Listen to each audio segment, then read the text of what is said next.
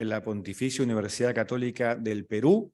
Continuamos con nuestra Jornada Internacional de Estudios Japoneses y en esta oportunidad contamos con el profesor Kazuyuki Hanagata, profesor de la Facultad de Humanidades y Ciencias Sociales de la Universidad de Shizuoka, Japón.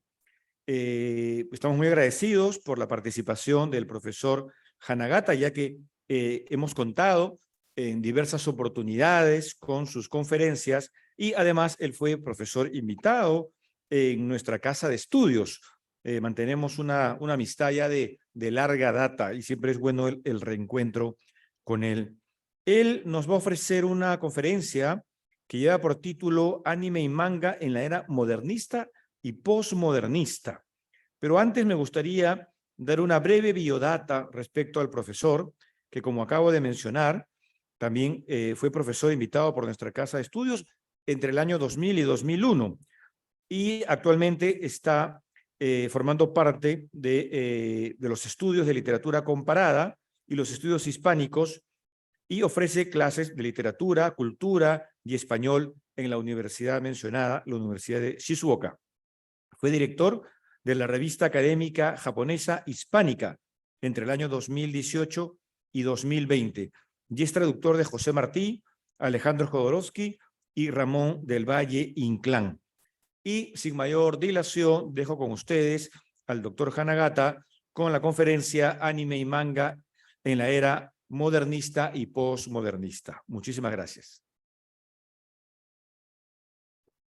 Hola, muchas gracias por la amable presentación y también agradezco mucho a los compañeros del Centro de Estudios Orientales por la invitación de esta jornada muy importante y muy interesante para mí, creo que para todos ustedes. Y bueno, al principio, en el primer lugar, quiero agradecer que aquí en Japón son las 8 de la mañana y así que disculpe por mi torpeza en hablar en español porque todavía me exige mucho esfuerzo para concentrarme en el hablar en términos general. Y luego también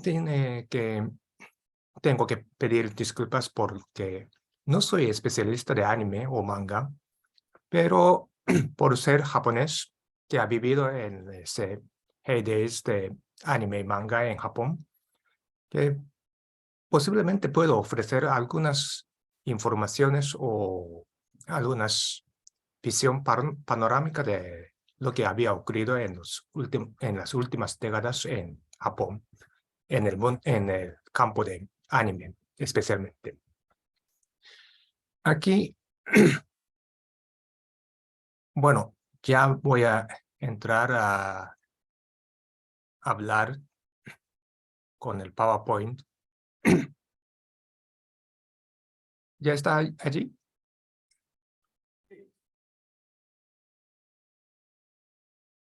Bueno, Ricardo, ¿se puede ver mi PowerPoint? Es correcto, sí se puede ver. Ah, vale. Y entonces, yo hablo de forma preliminar a las mesas que siguen y los participantes los ponentes son más, me parece que son más especialistas que yo en ese campo. Y por eso quiero hablar para hacer algo de punto de referencia sobre lo que había ocurrido en las últimas décadas en Japón, alrededor del mundo de manga o anime. Aquí he puesto como título anime y manga, pero me concentro más en anime porque me faltaría tiempo a hablar también sobre manga, que es un campo muy complicado. Y bueno, lo que quiero referir con la palabra era o periodo son en realidad no muy larga como era, son bastante cortas, no bastante cortas, pero bueno, es un estado de recepción y producción que había durado por décadas, 2 décadas, 3 décadas, y me concentro más en la época después de la Segunda Guerra Mundial, o precisamente en la pérdida de la Segunda Guerra Mundial, cuando ocurrió en el campo de manga, primero, la modernización o desarrollo técnico, que va a formar con el tiempo lo que imaginan ustedes ahora como la técnica manga típica de Japón. Y también en el final de los años 50, 60, y habían desarrollado mucho la teleserie de manga. También había unas películas mangas, pero eran en esa época especiales. Y la mayoría de los animes eran como antes y como ahora, y son de teleserie. Y allí también había desarrollado la técnicas narrativas que son válidas todavía ahora. Bueno, esas técnicas y la recepción de anime ha establecido entre los años 50 y 70 del siglo pasado. Y eso, ese periodo lo denomino como un periodo modernista. Luego vino el periodo de transición entre los años 80 y los 90, en donde anime se queda como un campo de subcultura establecida y también con fama y renombre. Pero todavía hay muchas cosas que comparten en común con el primer periodo. Poco a poco, ese segundo periodo acumula conocimientos sobre el mundo del manga, anime, de una forma más especialista, académica. Y eso contribuye al cambio drástico, que probablemente no se nota tanto desde otros países, pero entre los japoneses se puede captar más claramente.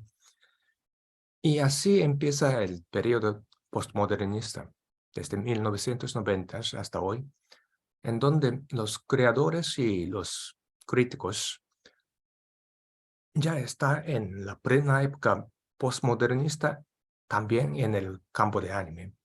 Es decir, ya se refería mucho a las obras anteriores, las citas, las referencias ocultas o obvias a las obras que ya conocen o creen que los receptores también conocen y buscan su originalidad con un tipo de collage como técnicas. Bueno, primero hablo del periodo modernista. En esos años, después de la Segunda Guerra Mundial, la cultura japonesa ha perdido su confianza en la historia o la cultura tradicional. Entonces los mangas, primero, también buscaban modelos en otras culturas, es decir, europeas, norteamericanas. Y no tanto en los cómics norteamericanos, sino más bien de literatura occidental o también del cine contemporáneo, del cine de Hollywood, como punto de referencias. En esa época, el artista más representativo en dos mundos o dos campos, es decir, de manga y anime, sería Tezuka Osamu. En esta ponencia yo me refiero al nombre japonés, no como primero nombre y después apellido, sino primero apellido y después nombre, como en realidad se refieren en Japón. Porque algunos documentos ya no invierte el orden a la occidental y algunos ponentes ya estarían más familiarizados con ese orden. Bueno, Tezuka es apellido y Osamu es nombre, pero... Y sus obras son más representativas, serían como Astro Boy, Tetsuan Atomu, o Kimba el León Blanco, Jungle Taite, o La Princesa Caballero, Gibbon no Kishi, o más reciente, de los años 70, Blackjack o Adolfo. La mayoría de esas obras que primero escribió Tezuka como manga, que tenía éxito como manga, después se quedaba animalizado, que se hacían en la versión manga, versión anime, y también ha sido una innovación y éxito, especialmente en los años 50. Las primeras teleseries de Astro Boy o Kimba ha sido un éxito fenomenal que marcó en la técnica narrativa de la generación siguiente. Bueno, en ese periodo, los autores de manga tenían interés en la literatura y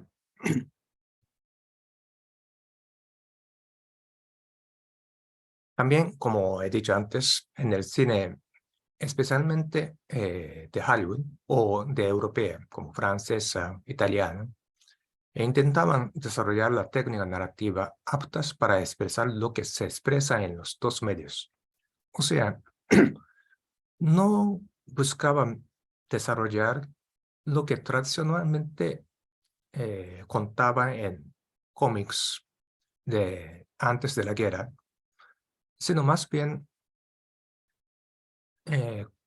tenía como meta desarrollar la técnica narrativa de manga capaz de narrar la historia complicada y psicología profunda que expresaba en literatura o en cine. Y por eso ellos combinaban esos dibujos de una manera muy sutil y complicado para expresar la psicología o para expresar la simultaneidad de sucesos o de cambio de tiempos, que ahora sería muy conocido y aprovechado otra vez a través de la influencia del manga en los cómics de Europa ahora.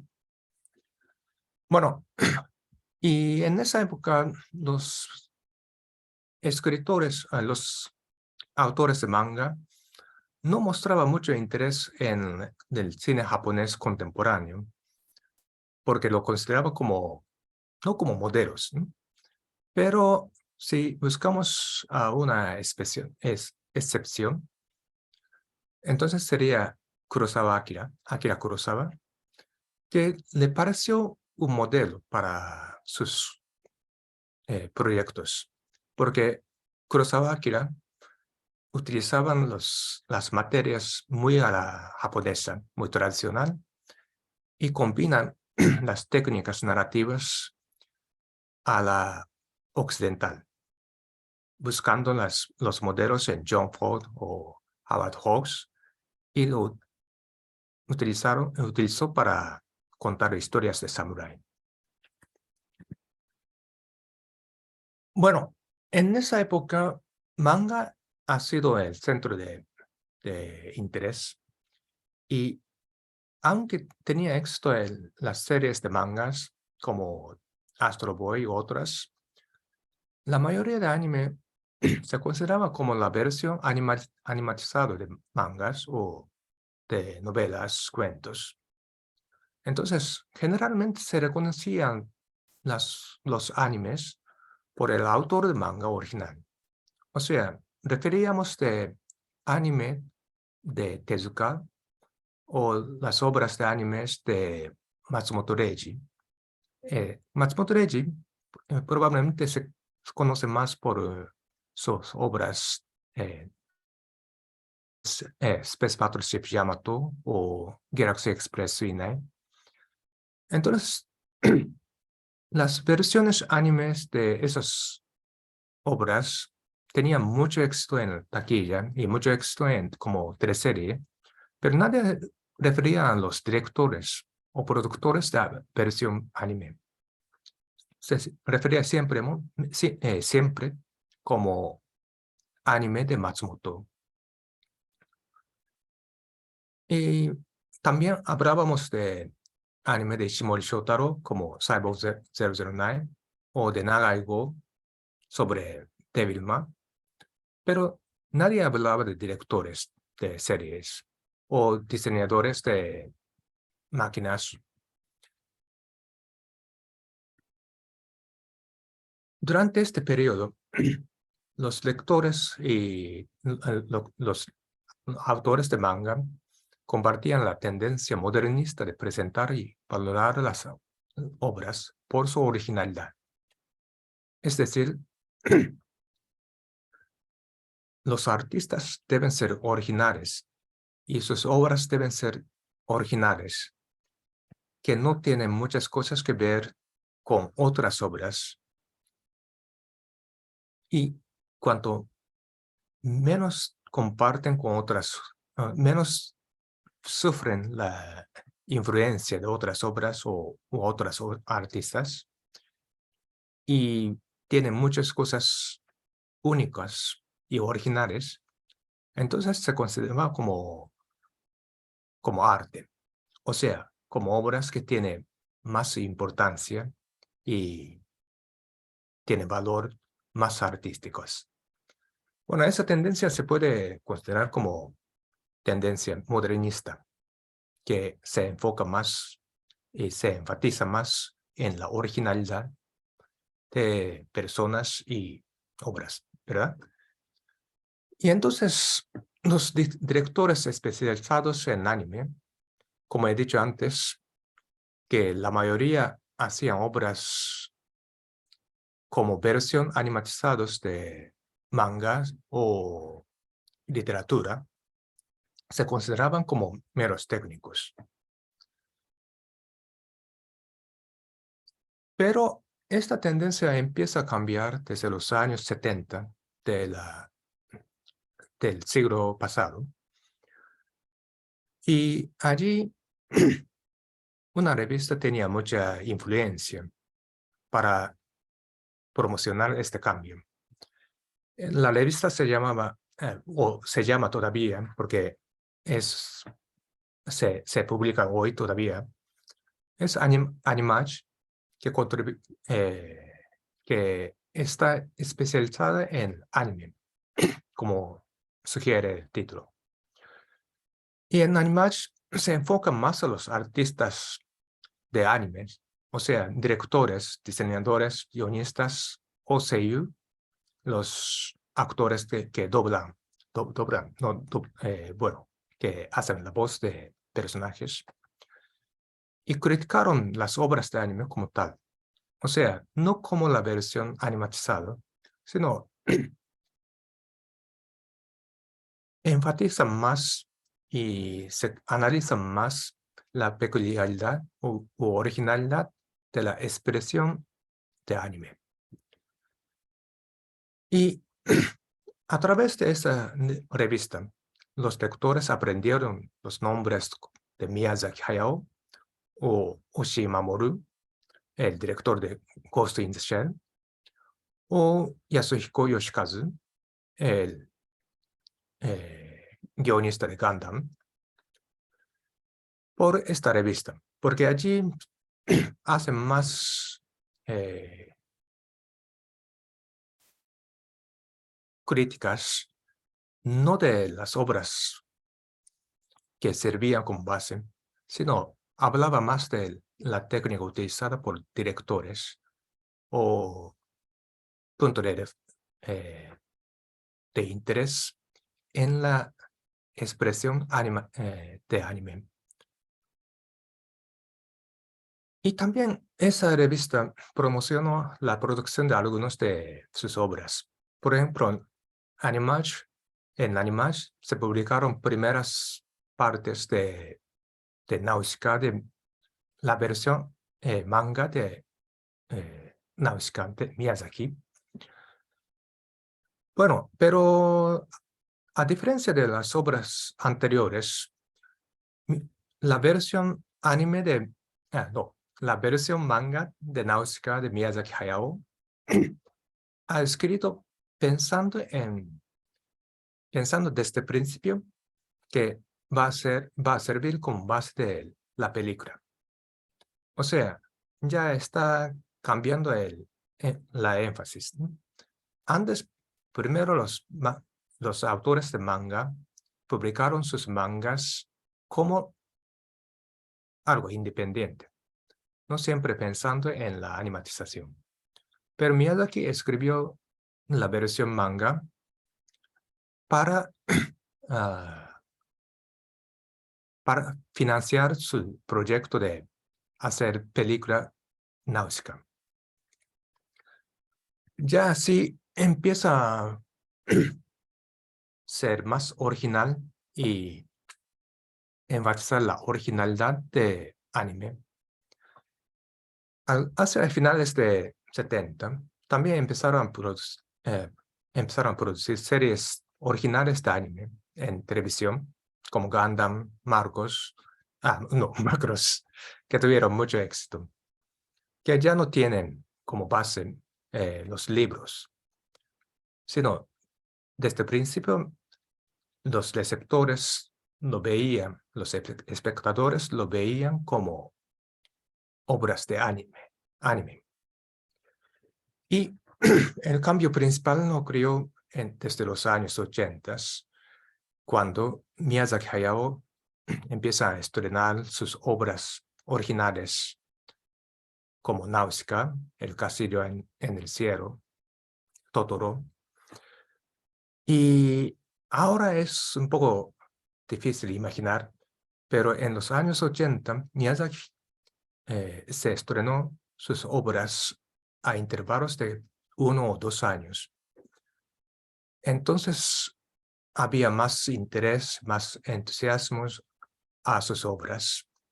Y en una década lo consagró a uno de los mejores directores, uno de los directores más famosos en el cine, no solo de Japón, no solo de anime, sino en el mundo del cine japonés.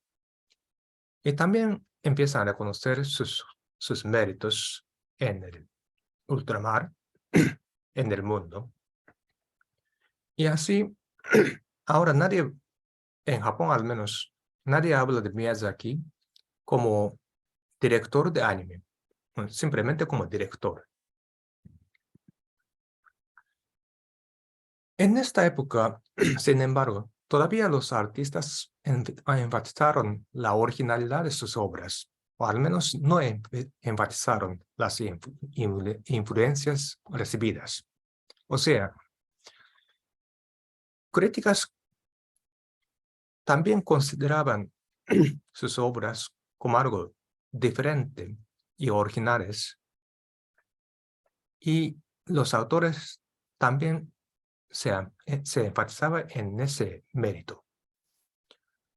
O sea, son de importancia ahora porque no tienen muchas cosas, no consideraban que tienen muchas cosas influenciadas por la obra original, o sea, de literatura o manga, sino animes originales que no tienen muchas cosas que ver con otros campos o otras obras, ya tienen o satisfacen ese requerimiento modernista de ser originales y artísticas. Los espectadores tampoco tenían todavía muchos conocimientos para detectar y apreciar las influencias, y valoraron las obras según su originalidad.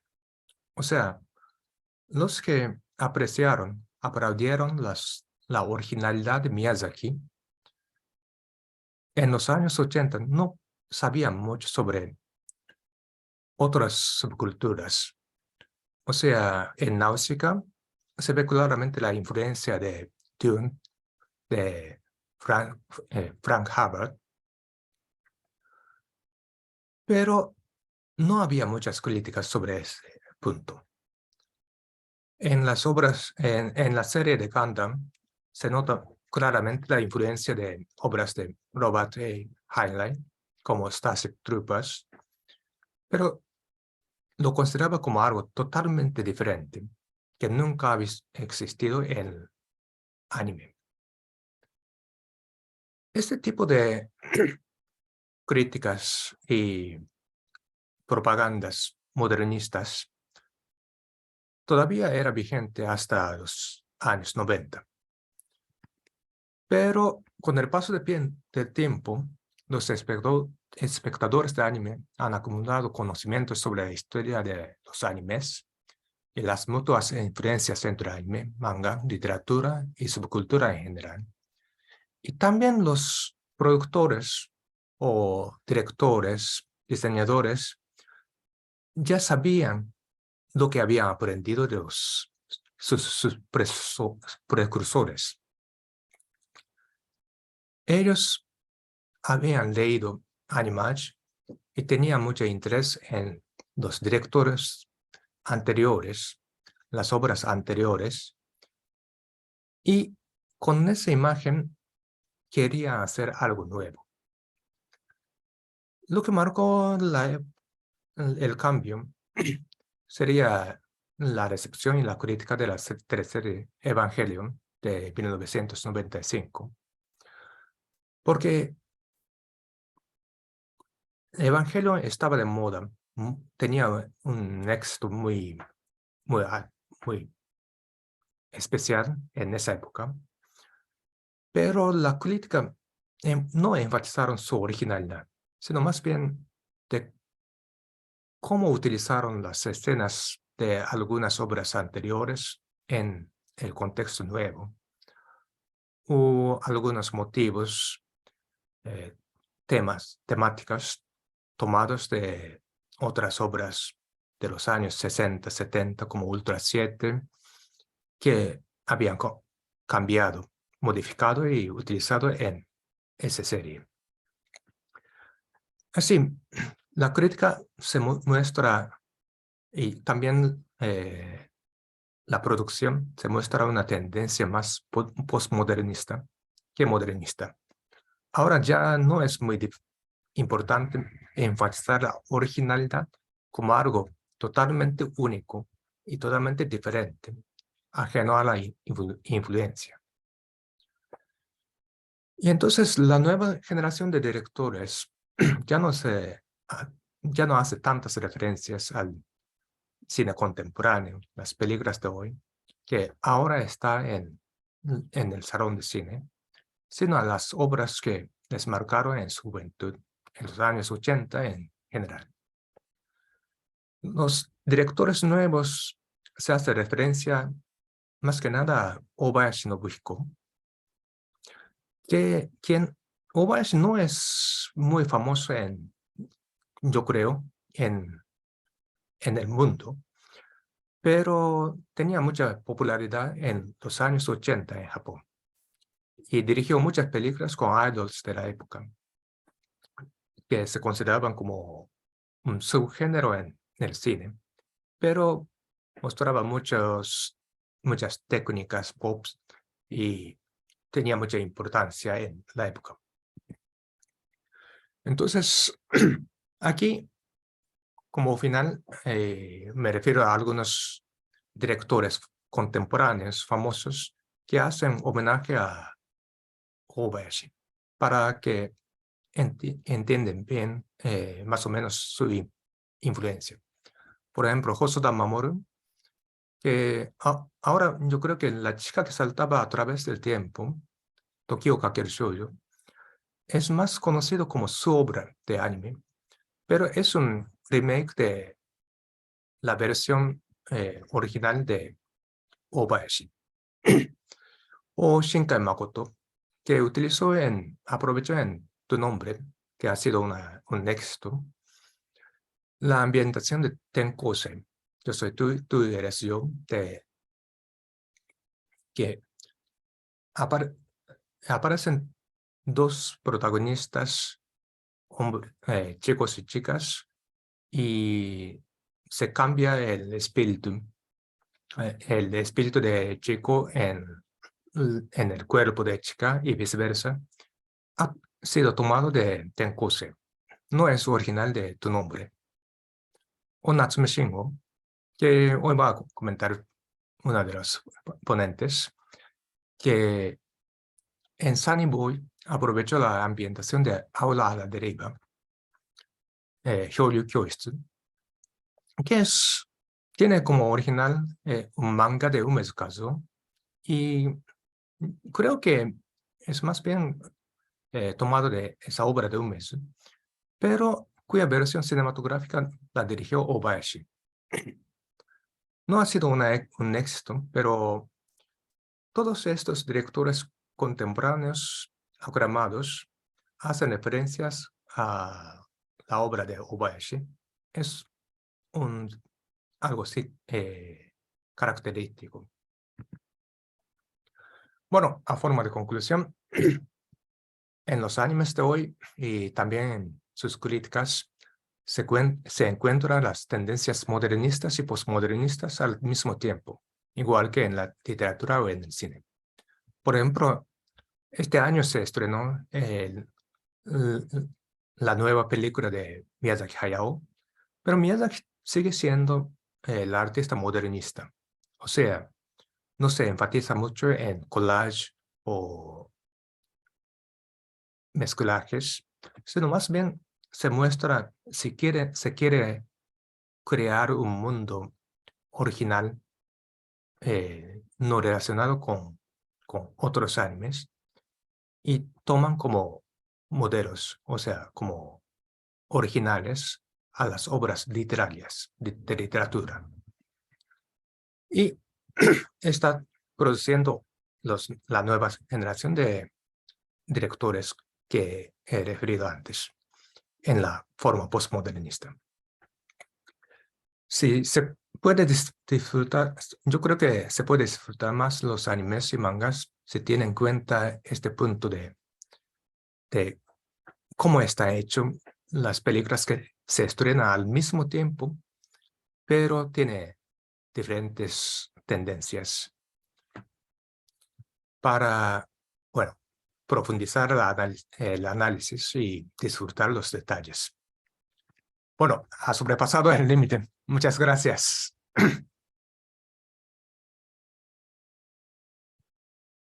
Muy bien, muchísimas gracias al profesor Kazuyuki Hanagata. Muy importante la conferencia que nos acaba de ofrecer.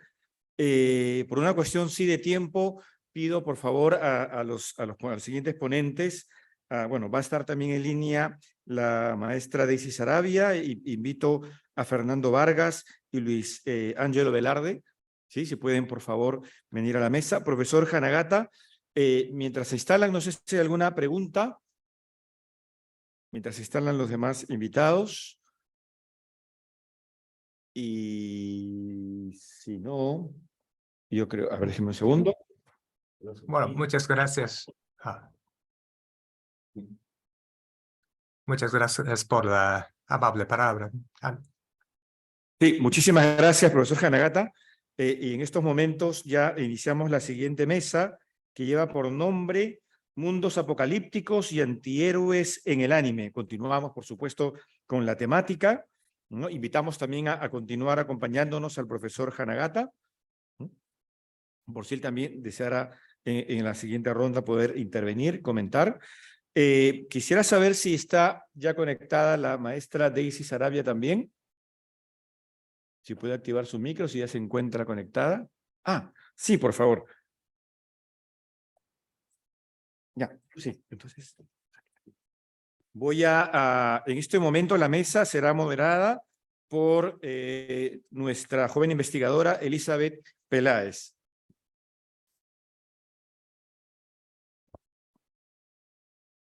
¿Cómo están a todos los invitados? Gracias por estar presente en la mesa de hoy sobre manga y anime.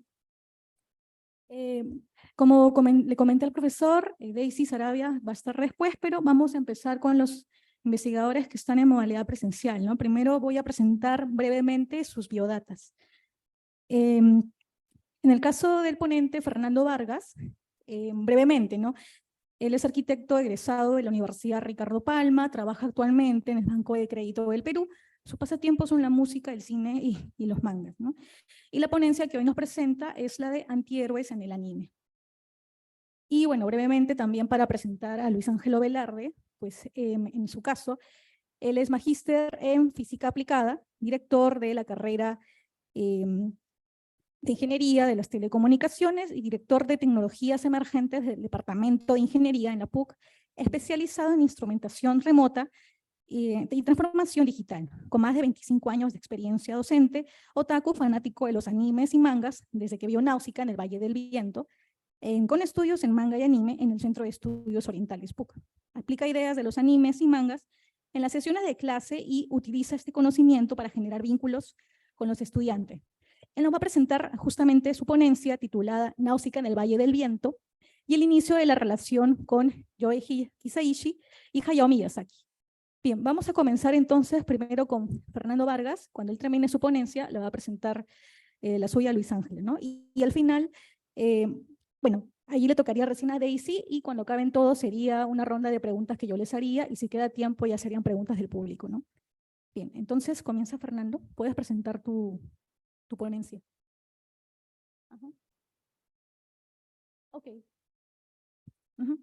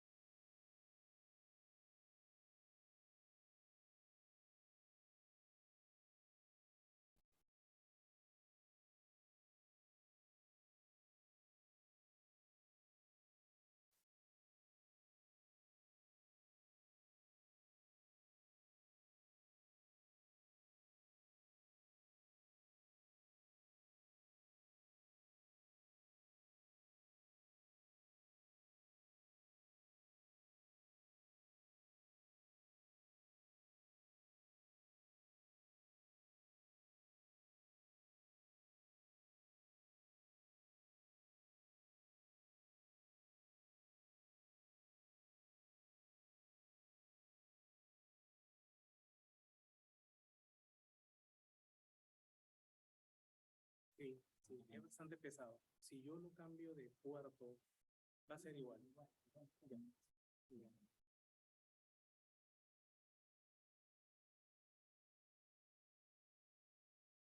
Ujú.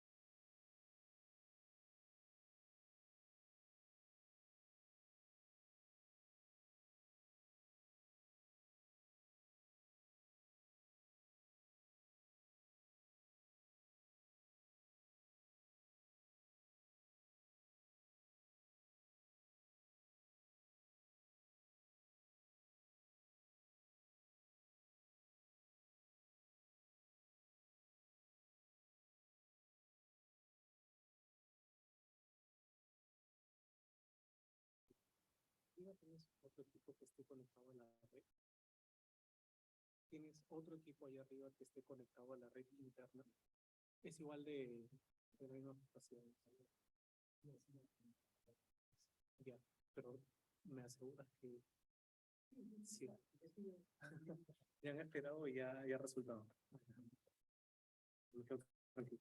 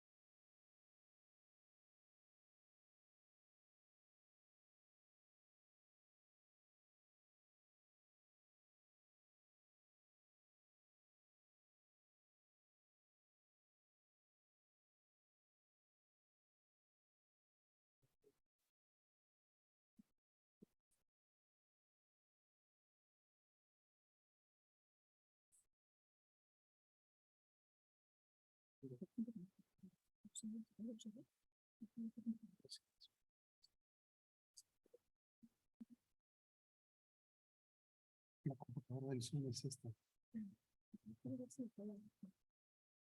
No, es que se conecte desde otra computadora al Zoom.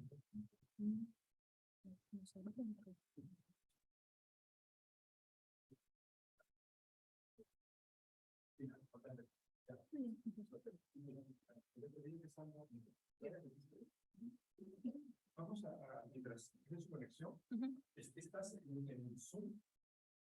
¿O podrías entrar en Zoom? Sí, pero acabo de pagar la máquina. Ah, Esperamos. porque creo que sería, porque de repente luego puede pasar lo mismo, que el momento de pasar el PPT puede también tardar en su revisión, ¿no? No sé de qué tamaño es el. 100 megas. Ah, ya, este es de 27. El mío es de 27. No. Ya, entonces, pero ¿cómo se- mejor lo de él sí que. Ah, ya lo tienes ya. Entra rápido por ahí. Y yo no tengo link de No, tampoco. Sí.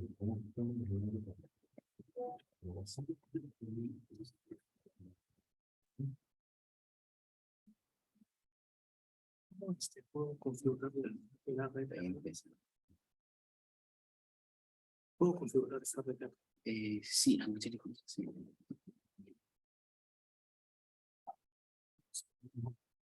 Esto debe sacar sin batería. Tengo mitad de batería y Ah, ya. voy a bajar la iluminación. tu correo electrónico? Es angelo.velarde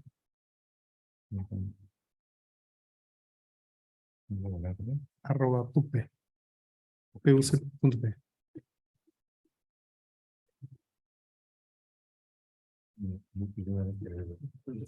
¿Correo? Sí. Fer, raya abajo, Fer, raya abajo, Vargas, @outlook.com.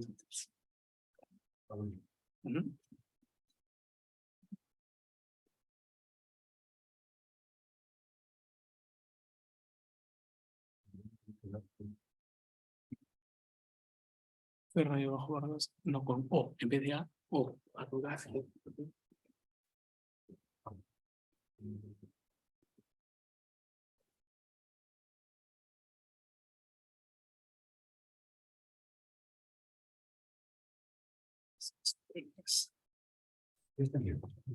Gracias.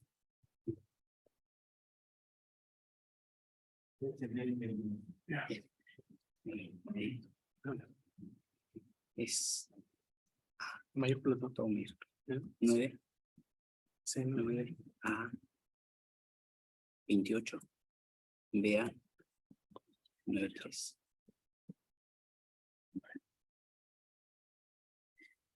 Sí, desactiven el audio. Para que no haya 3 audios. Exacto.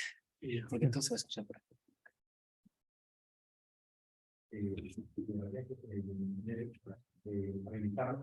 Sí, sí, ya está bien. Sí. Sale el link.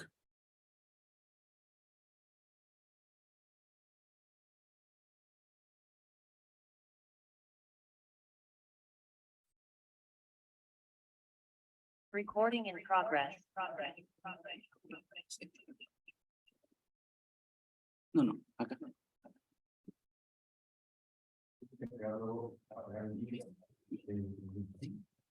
Ahí está. He apagado el micro de la computadora. Sí. Bueno, para que se vea acá también, no necesito No conectarlo necesitas porque poner yo tu voy a cámara. compartir pantalla. Sí, comparte pantalla. Sí.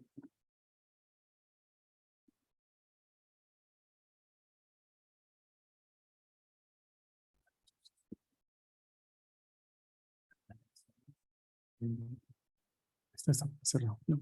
Sí. Déjame. Dejar el audio. Sí. No. Y lo. Ya. Sí. Muchas gracias. Sí, claro, puedes comenzar. Antes que nada, ibas a hacer una aclaración sobre el tema, ¿no? Adelante.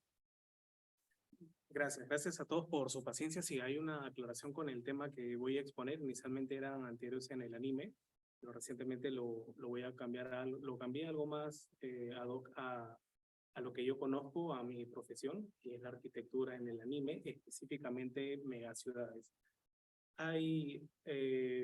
Voy a hablar sobre 3 ejemplos, 3 animes. Acá los sitúo en una línea de tiempo. El primero va a ser Akira, en 1989. El segundo es Ghost in the Shell, 1995. Y el tercero es Evangelion, que también es 1995. Hago esta línea de tiempo para hacer una referencia también de en qué se inspiraron estas películas que tienen en común futuros bastante tecnológicos, distópicos, y hacia una línea de tiempo, previamente pongo como referencia a la película Blade Runner de 1982, porque hay muchas referencias en estas películas. Entonces comenzamos. Akira, en el caso de Akira, una breve reseña de la película. En este caso, bueno, arquitectura de la Nueva Tokio, película de 1988. El contexto es la Tercera Guerra Mundial, la megaciudad de Tokio es destruida, transcurren 3 años y la ciudad es reconstruida y rebautizada como Neo Tokio.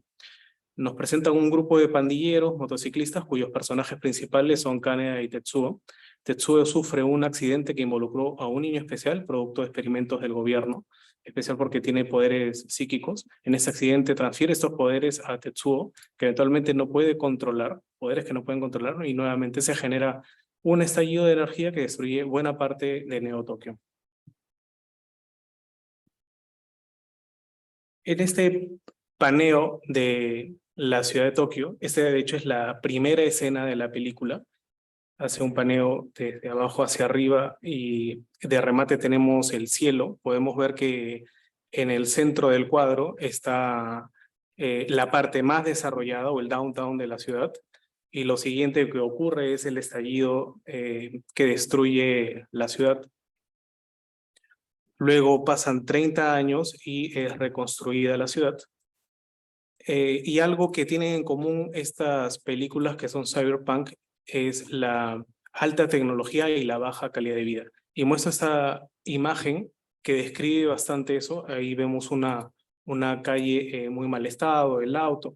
Lo que podemos apreciar acá es el detalle de los animadores para plasmar el desgaste también, que es una calle a oscuras y lo vemos bastante destruido. Y hacia la esquina superior derecha de la pantalla podemos ver otro contraste, que es la ciudad más moderna y que se alza y tapa todo el cuadro.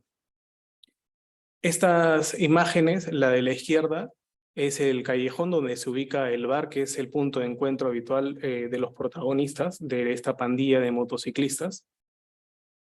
Y podemos ver la oscuridad o el marco que se genera a los dos costados, y hacia el frente, hacia el centro, una luz que destaca y es el fondo de la ciudad, digamos, un poco más acomodada o adinerada, y se genera acá ese contraste. Vemos esta parte de la alta tecnología versus lo anterior que les mostré, que era una ciudad, unas calles muy pobres, muy descuidadas, y hay bastante vida, bastante luminosidad. En las escenas de abajo podemos ver cómo esos pandilleros hacen de las suyas, destruyendo cosas, generando conflicto, y teniendo de contexto hacia atrás la gran ciudad que se levanta. No se llega a ver el cielo en este cuadro, se ve solo los rascacielos. Lo interesante acá es cómo llegan a reflejar ese detalle con diferentes formatos o modelos de arquitectura de esos edificios. No son formatos estándar, uno no se parece al otro, lo cual es muy similar a la realidad. El detalle casi realista con el que muestran estas escenas parece casi como una fotomontaje de escenas real, no parece un anime. En esta siguiente escena vemos este edificio imponente al centro con un paneo y un zoom bastante dramático, y que este representa a un centro de investigaciones que es donde ocurre o donde se generan estos el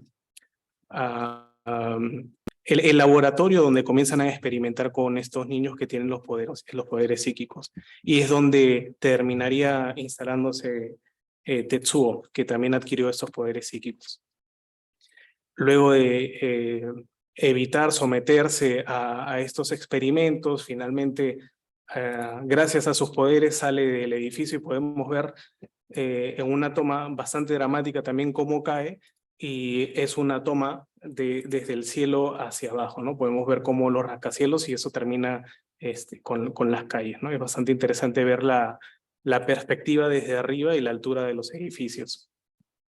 Esta escena de acá, la Nueva Tokio, una capital se construyó en un vertedero en la bahía de Tokio. Por esa razón el espacio era limitado, con la ciudad creciendo hacia arriba en vez de expandirse de manera horizontal. Lo normal es que el crecimiento de las ciudades sea de manera horizontal, pero dado este limitado espacio, podemos ver cómo hacia el fondo comienzan a crecer los rascacielos. Y en esta siguiente escena, o empalme de la escena, podemos ver el caos de la ciudad, los saqueos, los pandilleros, ¿no? Cómo termina plasmándose este deterioro en las calles. También esta escena acá, lo interesante es el detalle de cómo han plasmado este callejón donde hay varios locales como bares, locales de ramen, aperitivos, etc. Y este fondo lo utilizan para representar la perspectiva en primera persona, la primera persona siendo la escena de la derecha, donde está esta persona que se hirió de bala y está tambaleándose por la calle. Va avanzando la película, ya nos encontramos casi en el desenlace final, que se sitúan en el estadio, donde termina el protagonista Tetsuo, ya no pudiendo manejar sus poderes. Y al final, esto termina con nuevamente una gran explosión de energía que termina destruyendo una buena parte de la ciudad. Y la expresión gráfica de las tomas de la derecha, los edificios en oscuro y la luz que comienza como una mancha voraz a comerse a los edificios. En la parte de abajo, el agua como si fuera el nuevo suelo de estos edificios, la imagen del centro y abajo, podemos ver qué es lo que sucede, el resultado de toda esta explosión y el humo, pero en el reflejo de esta fachada del edificio.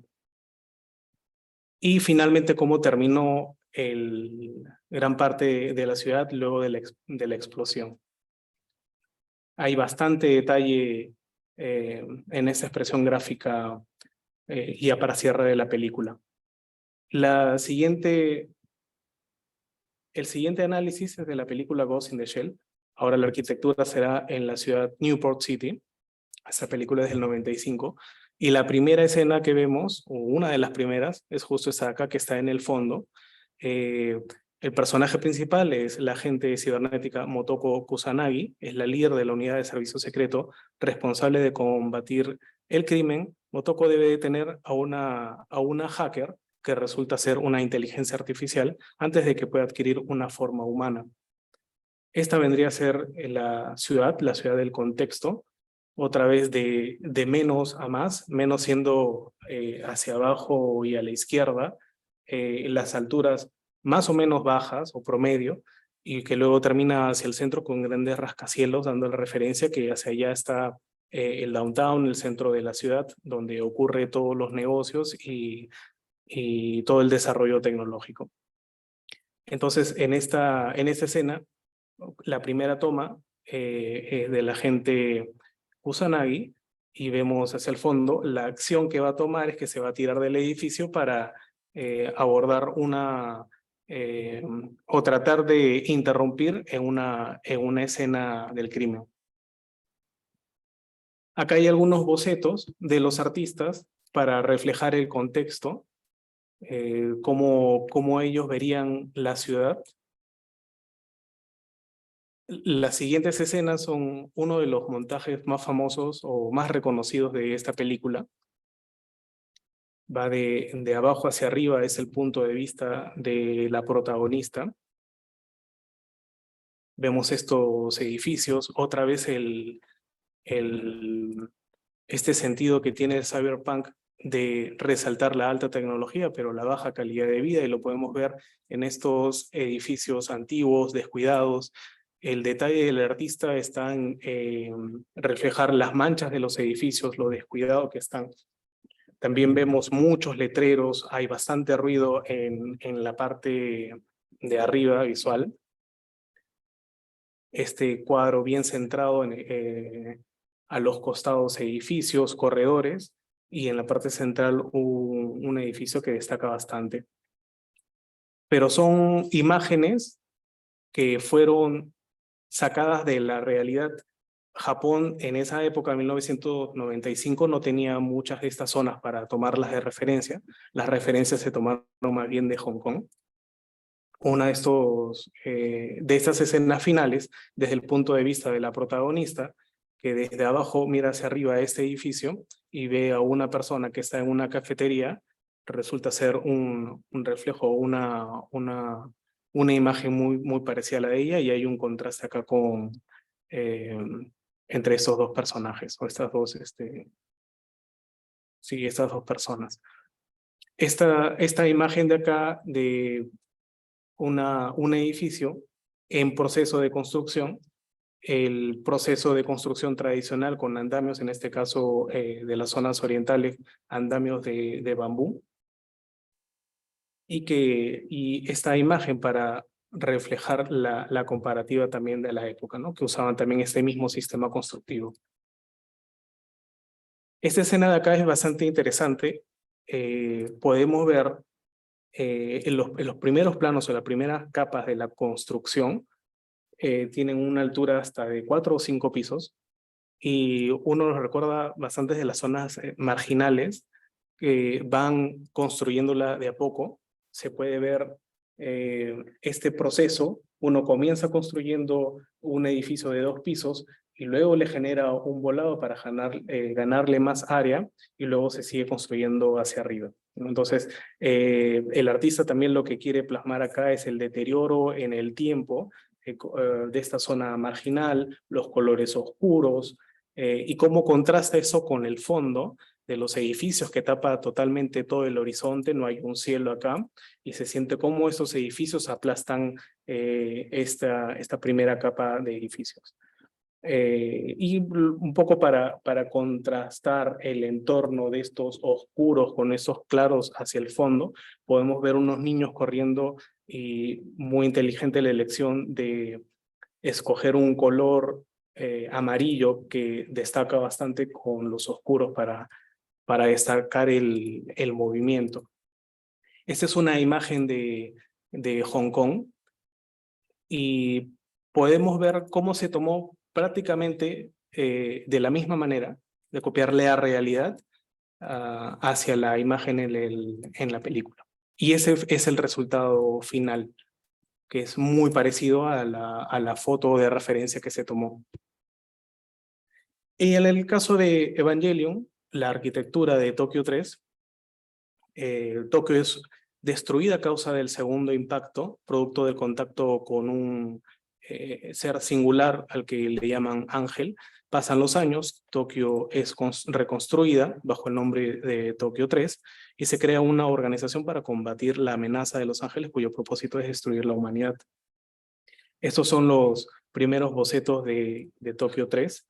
Vemos muchos planos, no hay edificios, pero en la siguiente imagen, que es la que ya se utiliza en la serie, ya podemos apreciar los edificios altos. Otra vez, como hemos visto en las anteriores, va de menos a más, y donde se concentran todas las alturas es donde está toda la tecnología, o el downtown, el Estado, las corporaciones. Interesante esta vista, la han usado también de manera inteligente en un momento de ocaso, y cómo el sol, a manera de foco totalmente horizontal, golpea y crea zonas amarillas iluminadas y otro contraste oscuro. y los dos personajes principales contemplando esa vista.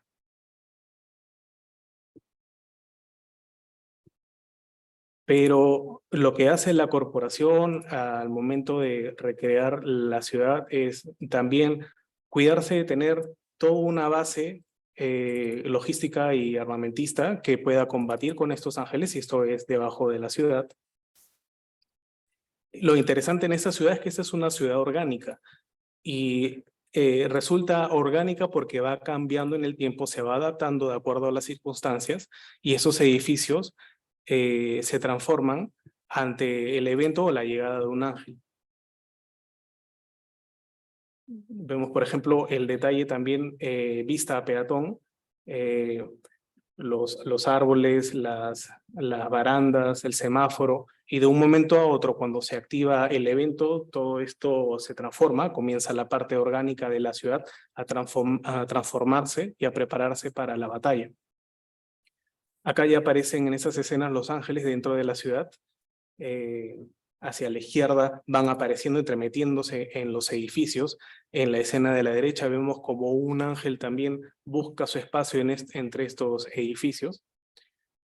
Y la parte donde ya entra el conflicto, o a tratar de evitarlo, viene ya con los ángeles. Los edificios se comienzan a transformar para dar las herramientas que permitan que se dé una batalla. Pero no solo son los ángeles, estos robots inmensos, sino también son sus armas. Vemos acá cómo los diseñadores han pensado hasta el más mínimo detalle, porque estos realmente son edificios que salen, emergen de la ciudad y vienen a darle las herramientas para que los EVA, que son estos grandes robots, puedan enfrentarse a los ángeles. Y para finalizar, unas conclusiones o unos hallazgos del análisis. ¿Qué cosa nos da la arquitectura en estos tres casos? Nos da una ubicación y un contexto. Nos da información de cómo los personajes también se relacionan o son afectados por el entorno. También cómo la arquitectura ayuda a desarrollar una historia, el storytelling, y también contribuye a establecer un estatus económico-político. Sin necesidad que nos presenten aún a las personas, solo con ver la distribución de la ciudad, podemos inferir si su sociedad es moderna, totalitaria o distópica. Muchas gracias.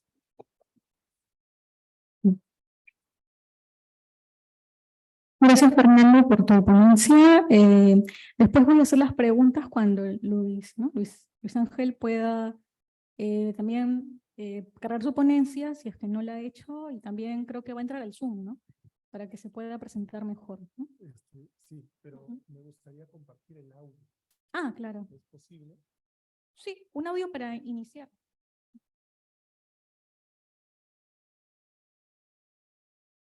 Sí, ya. Ok. No voy a hacer que explote nada. Sí, perfecto. El tercer impacto de Evangelion para ir en sintonía con la ponencia última.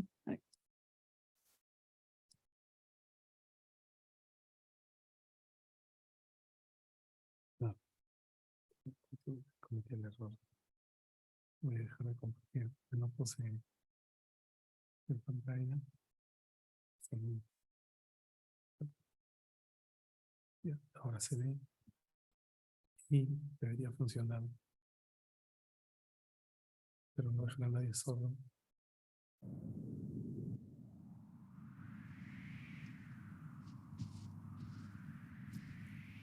Ya, quería verificar si te escucha. Lo entiendo, se escucha aquí, pero no sé si... Me imagino que por el Zoom también. Claro, en todo caso podremos decir a un participante si puede responder que sí en el mensaje y si lo puedes ver. Perfecto, gracias. Ya. Bueno. Entonces, luego retomamos con... Bien. Bien,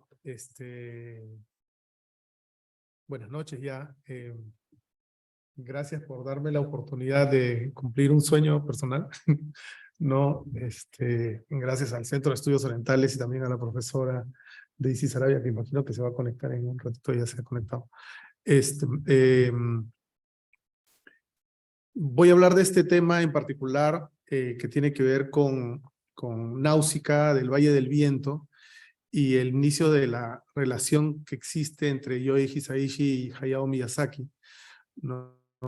Porque la música dentro del anime juega un rol muy importante, ¿no? Y curioseando y buscando información, he encontrado diversa información, pero creo que todavía hay mucho más por investigar en ese tema y en la repercusión que tiene la banda sonora, ¿no? O el soundtrack, así como cuando se menciona que uno dice tara y uno ya sabe que es tiburón, ¿no? También si uno escucha la la la la la la la, perdón, tengo una pésima voz, pero creo que gran parte recuerda de dónde viene ese sonido, ¿no? Entonces, la banda sonora es muy, muy importante, ¿no? Y sobre todo en casos como las películas de Hayao Miyazaki, donde la relación es muy, muy fuerte de la música con los animes. Entonces, quería hablar un poquito de dónde empieza esto, ¿no? Y mencionar algunos detalles, ¿no? Mi relación con el anime es muy antigua, de repente no reconocen todos los animes, traté de encontrar algunos. Además de Capitán Futuro y Astro Boy, el Haz del Espacio, de repente está en blanco y negro en la parte de abajo, de repente nadie lo ha visto. O los tres espaciales, Fantasmagórico, bueno, ya no voy a ir tan atrás, pero eso es mi infancia, ¿no? Gracias a Dios en el Perú se podían ver estos dibujos, ¿no? Y luego me di cuenta que al haber visto Marco y haber visto Heidi, ya mi relación con el trabajo de Hayao Miyazaki ya tenía un tiempo. Pero sin embargo, después, en los 80s, ¿no? Aparece Náusica, ¿no? Y aparece Náusica no solo no en los cines, sino aparece en la televisión. Yo vi Náusica en los 80s en una madrugada, porque en el Canal 5 daban películas de anime muy tarde, ¿no? Y me quedé prendado, no,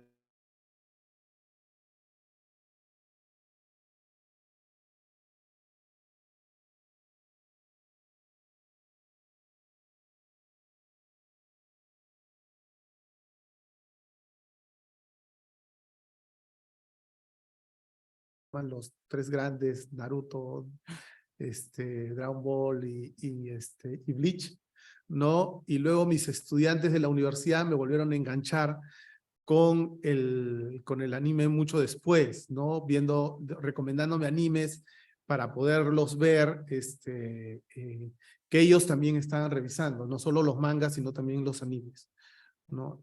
Suelo mencionar que uno de mis logros más grandes ha sido enganchar a mis 3 hijos, bueno, el cuarto tiene 2 años, así que todavía no, pero mis 3 hijos y mi esposa en los domingos viendo el nuevo capítulo de One Piece que sale temprano por la mañana, ¿no? Porque en el día anterior sale en inglés, subtítulos en español, sale el domingo, ¿no? Entonces, es una relación muy, muy interesante con esto, ¿no? Entonces, empezando por Hayao Miyazaki, creo que bastante de ustedes ya conocen su trabajo, solo quiero mencionar algunos detalles, ¿no? La influencia de Hayao Miyazaki viene en sus trabajos, viene por el lado del trabajo de su padre con esta empresa Miyazaki Airplane, ¿no? Su madre sufría de tuberculosis vertebral o espinal, ¿no? Y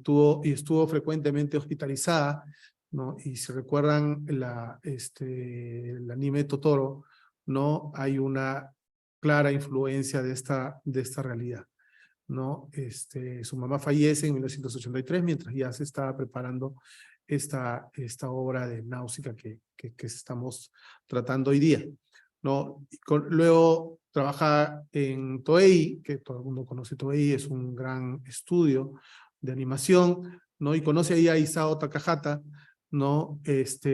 Con quien luego hacia el final de su trabajo en Toei, porque después sale de ahí y entra a otro estudio, ¿no?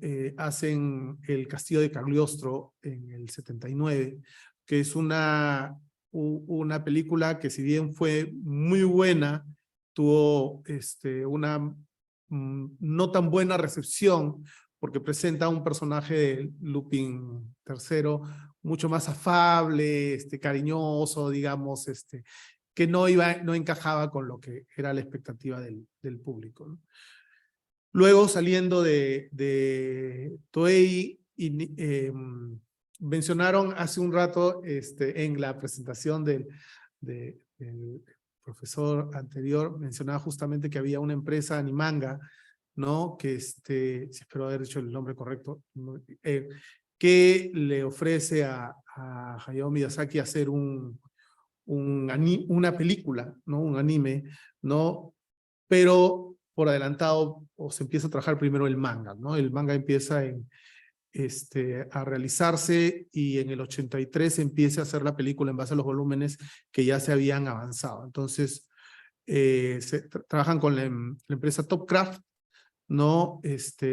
Con Toru Hara, Isao Takahata como productor y Toshio Suzuki como editor, y empiezan a elaborar esta película. El éxito de Náusica es indiscutible, ¿no? Y permite que ellos empiecen a trabajar les permite crear este estudio Ghibli que conocemos todos, ¿no?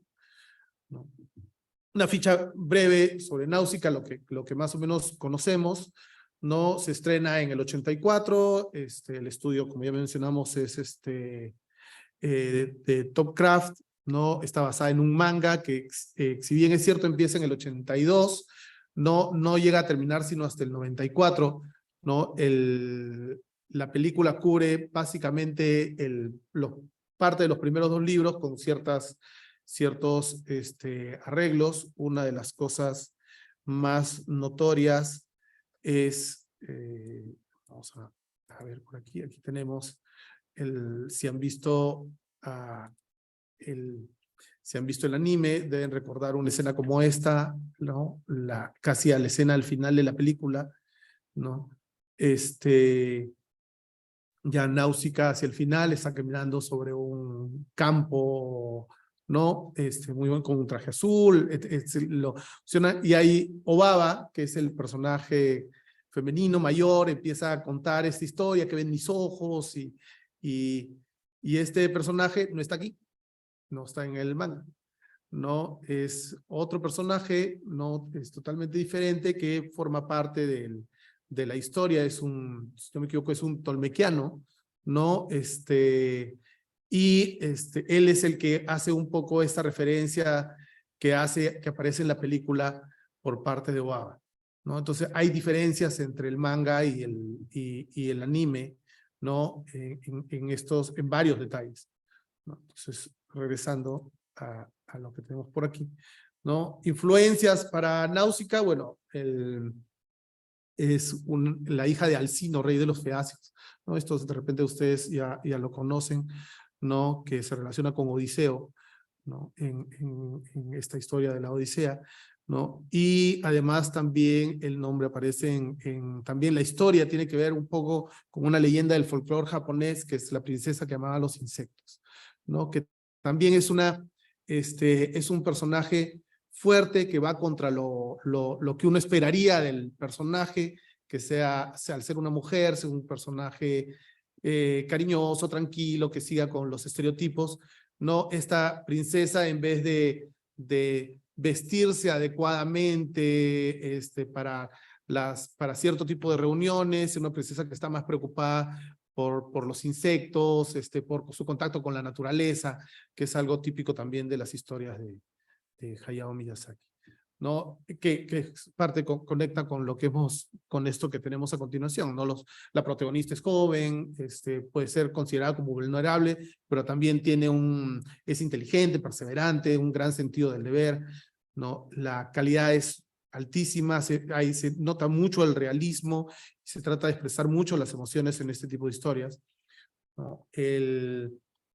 La relación entre lo bueno y lo malo, ¿no? Es muy clara, ¿no? El pensamiento antibélico dentro de la historia, la relación humano-naturaleza, ¿no? Y escenarios fantásticos son parte de las historias de Hayao Miyazaki, ¿no? Del otro lado tenemos a Yohei Hisaishi, ¿no? Que en realidad su nombre es Mamoru Fujisawa, ¿no? Que nació en 1950, es un poco más joven que Hayao Miyazaki, ¿no? Pero que es un virtuoso, empezó el estudio del violín a los 4 años, ¿no? Toca el piano y una gran variedad de instrumentos de cuerda, estudió en la Universidad Nacional de Música, ¿no? Tiene 35 años de carrera creativa y algunos detalles de sus composiciones, ¿no? Respecto a su trabajo con Hayao Miyazaki, es que empezaba con los bocetos de las películas. Hayao Miyazaki no hace un screenplay, no hace un texto contando la historia, trabaja con bocetos, bosquejos, ¿no? Y a partir de esto se genera la música, ¿no? Yohei Hisaishi trata de crear o darle música a espacios, a mundos, pero también busca generar emociones, que es algo muy importante en las historias, ¿no? Para un autor que que estudia las armonías en la obra de Yohei Hisaishi, menciona que aunque su audiencia es enorme, sin importar la nacionalidad, la ideología, el grado cultural, en los conciertos y en la música se entiende claramente las emociones que se quieren transmitir, ¿no? Y la gente entiende muy bien el sentido de las composiciones de Yohei Hisaishi, ¿no? Y esto menciona a él que se dé mucho al contacto con una música muy armoniosa y muy adecuada, ¿no? De acuerdo a algunos periodistas mencionan pues que Hisaishi es al estudio a Hayao Miyazaki como Danny Elfman, a Tim Burton o John Williams, a Spielberg, digamos, en términos de dupla, ¿no? Otro tema interesante es que a partir de esta interacción, primero con los bocetos y que luego va creciendo dentro del desarrollo de la producción del anime, se suelen generar en este tipo de situaciones hasta 2 o 3 versiones de la música, ¿no? Por ejemplo, una primera versión más electrónica, ¿no? Que se denomina el álbum imagen, ¿no? Luego una segunda versión mucho más compleja, más llena de instrumentos, más rica en ese aspecto, que es una sinfonía, y luego la tercera versión, que es una versión final, que es el soundtrack de la historia, ¿no? Entonces, ¿cómo trabajaba Hayao Miyazaki con este tipo de música? Se menciona mucho que las canciones, por así decirlo, ¿no? Algunas eran relativamente largas, ¿no? En términos de tiempo, y lo que hacía Hayao Miyazaki es hacer cortos a partir de la música y las iba insertando, ¿no? Dentro de la edición de la película, ¿no? Y la forma en que hilvanaba estos cortos, ¿no? A partir de la música que se había construido, era usando pues interacciones, digamos, de atenuación de volumen o también de generación de silencios, ¿no? Esto permitía pues que la música se fuera insertando poco a poco, pero también permitía algo que era muy interesante, ¿no? Que tiene que ver con que la música servía como un elemento de puntuación, es decir, se hace mucha referencia al sincronismo entre el sonido, entre la música y la imagen, ¿no? Y esto se aprecia en varios espacios dentro de Náusica, ¿no? Pese a que Yohei Hisaishi experimentó muchísimo en términos de uso de instrumentos diferentes dentro de esta película, y luego, digamos que en el transcurso del tiempo, esto ha ido cambiando en función del cambio relación entre Yoichi Hisaishi y Hayao Miyazaki, ¿no? La forma en que la música ha ido encajando dentro de la película ha dado un espacio muy rico para permitir generar una versión diferente entre lo que es la imagen o el álbum imagen y luego la sinfonía posterior, ¿no? Mencionaba el tema de las conexiones entre la música, entre el sonido y la imagen son muy importantes, ¿no? Yo solo, a partir de esto, acá he puesto 2 escenas, por ejemplo, hay una, la música que tiene que ver con la persecución, ¿no? A Yupa, que huye de los zombies, ¿no? Está perfectamente sincronizada, pero además la música complementa la acción, ¿no? A veces la música solamente es un fondo, pero en el caso del anime, o en este caso en particular de Náusica, la música complementa la acción. No nos imaginamos solo la escena con su sonido sin el agregado de la música. Y esto permite generar un vínculo emocional más fuerte, ¿no? Tanto en las escenas que generan emociones de rechazo, como los momentos en que descubren la masacre en Pellite, ¿no? Sino también momentos de acción muy fuerte, ¿no? El uso de los silencios también es importante porque permite enfocar o girar la mirada hacia un evento en particular.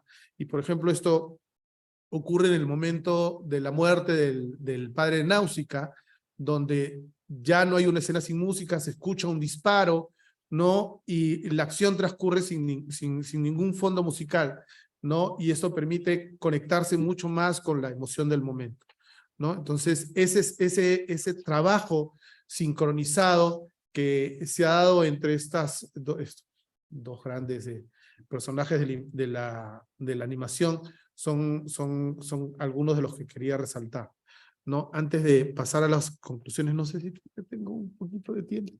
Sí, ya. He dejado los enlaces porque creo que, me imagino, va a ser interesante poder compartirles la información, ¿no? Pero acá, la página oficial, ¿no? Yoichi Hisaishi hace un comentario sobre Náusica, ahora que claramente no se escucha, ¿no? No sé si es porque está el...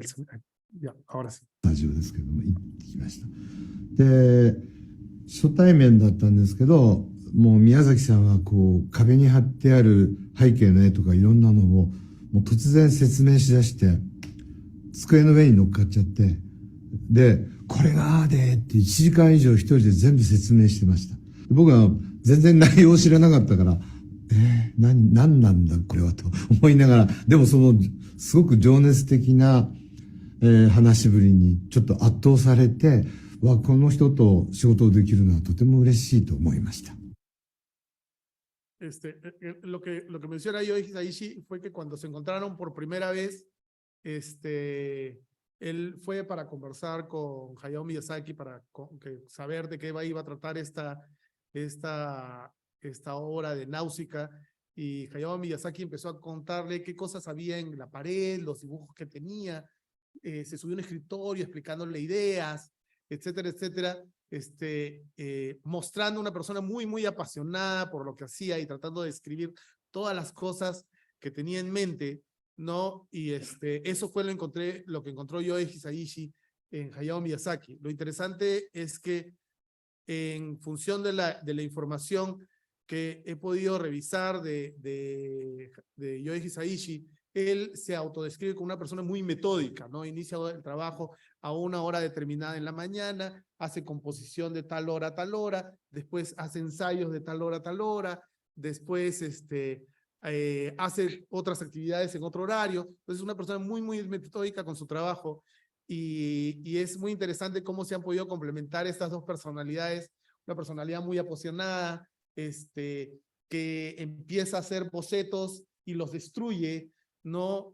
Para volver a revisar lo que ha pensado, piensa en una idea, después, 2 días después regresa y vuelve a trabajar sobre lo mismo, ¿no? Y una persona muy, muy metódica y muy estructurada, ¿no? Pero esa combinación es la que nos ha permitido, felizmente, contar con todo esto que hemos podido gozar en las obras, ¿no? De anime del estudio Ghibli, ¿no? Si bien Hayao Miyazaki y Yoji Hisaishi tienen personalidades y características propias, su colaboración efectivamente ha perdurado en el tiempo, ¿no? Esta estrategia de colaboración se ha mantenido, ¿no? Y todavía continúan generándose estos discos imágenes, después una sinfonía posterior y un soundtrack, ¿no? Y espero que esto continúe por mucho tiempo, ¿no? En este aspecto.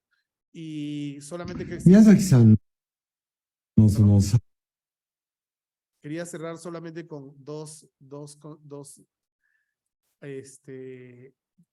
temas adicionales porque sé que el tiempo es corto. Este concierto de Yoji Hisaishi en Budokan, ¿no? Es un concierto por los 25 años del estudio Ghibli. Se los recomiendo enormemente si es que no lo han visto. Son cientos de artistas en escena, ¿no? Son más de 150 músicos, un coro que tiene más de 200 personas. Es muy, muy espectacular. Y está completo en internet, ¿no? Si les interesa la banda sonora, cubre varias de las películas, ¿no? Es altamente recomendable. Y ahí termino para no extenderme más. Gracias. Ok, gracias Luis Ángelo. Bien, me acaban de informar que Daisy Sarabia ya está conectada, así que rápidamente voy a presentarla para que también dé su ponencia. Bueno, Daisy Sarabia es magíster en literatura y peruana y latinoamericana por la Universidad Nacional Mayor de San Marcos. Trabaja como docente del curso de manga y anime, estudios culturales y Hallyu K-pop y cultura coreana en el Centro de Estudios Orientales de la Pontificia Universidad Católica del Perú y como docente de literaturas orientales en la Universidad Nacional Mayor de San Marcos. Ha sido además docente de literatura y pop coreano en Korea Foundation Scholarship para Latinoamérica. Es miembro del ALADA Perú, Asociación Latinoamericana de Estudios sobre Asia y África, y miembro investigador de la Red Latino e Hispanoamericanista sobre Estudios Sinológicos en Costa Rica. Bien, a ver, Daisy Sarabia, si nos puedes, en todo caso, bueno, si pueden ver algunos de ustedes, si Daisy Sarabia está conectada, por favor, porque entiendo que sí. Ah, genial, genial. Ya, genial. Ahora sí te veo, perdóname. Adelante, voy a continuar.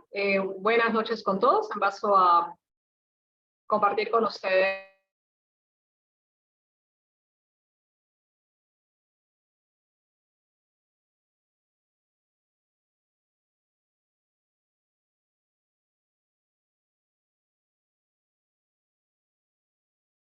y 1999.